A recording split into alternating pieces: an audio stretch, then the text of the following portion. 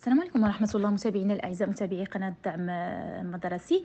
هذا الأوديو هذا أو هذا الفيديو هذا غيجي في واحد الإطار اللي هو ديال إلغاء المبادرة ديال مليون محفظة اللي كانت كيتقدم فيها يعني بالنسبة للتلاميذ الأغلبية ديال الابتدائي وحتى ديال الإعدادي، وهذه يعني مجموعة ديال الكتب والأدوات المدرسية اللي كانت كتعاون الآباء الصراحة وكتنقص عليهم الحمل في هذاك الدخول المدرسي اللي حنا عارفين التكاليف ديالو شحال كتكون كبيرة، يعني سواء في البريفي أو لا في الدولة راه كيكون يعني واحد العبء ثقيل. وهذيك المبادرة خصوصا لأنها المبادرة بطبيعة الحال في الدولة كانت كتخفف العبء على الوالدين خصوصا في البوادي، وهذه وحنا عارفين الانسان دابا يعني القدره الشرائيه ديالو يعني ضعيفه شويه.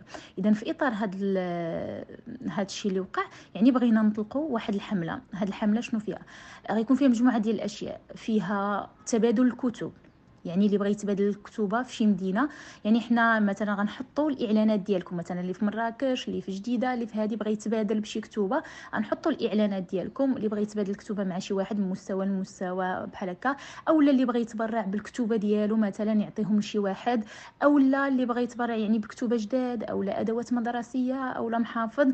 وحنا ان شاء الله غادي نوصلوهم للوليدات اللي هما في حاجه حنا في الدومين، ويعني وعارفين الاباء يعني يقدر الوليد الا تسالى ليه ستيلو باه ما يشريش ليه، اولا مشاو ليه قلم اولا هذه ما يعاودش يشريه ليه. حتى الدفتر يقدر الاب ما يقدرش يشري لهذاك الوليد ديالو، يعني راها واصله لهاد الدرجه فعلا. وهذه المبادره قلنا كانت كتخفف بزاف الحمل على الاباء. اما دابا في الولد العام راه ما عرفناش واش ممكن نلقاو باش نخدموا مع التلاميذ اولا لا، يعني باش تسناو هو يجيب لك الادوات راه صعيبه بزاف. اذا هذه الحمله كنطلقوها وكنتمناو يعني انها تكون واحد التفاعل صراحه ويلقى واحد التجاوب منكم، واللي عنده افكار وحده اخرى يعني يساهم بها.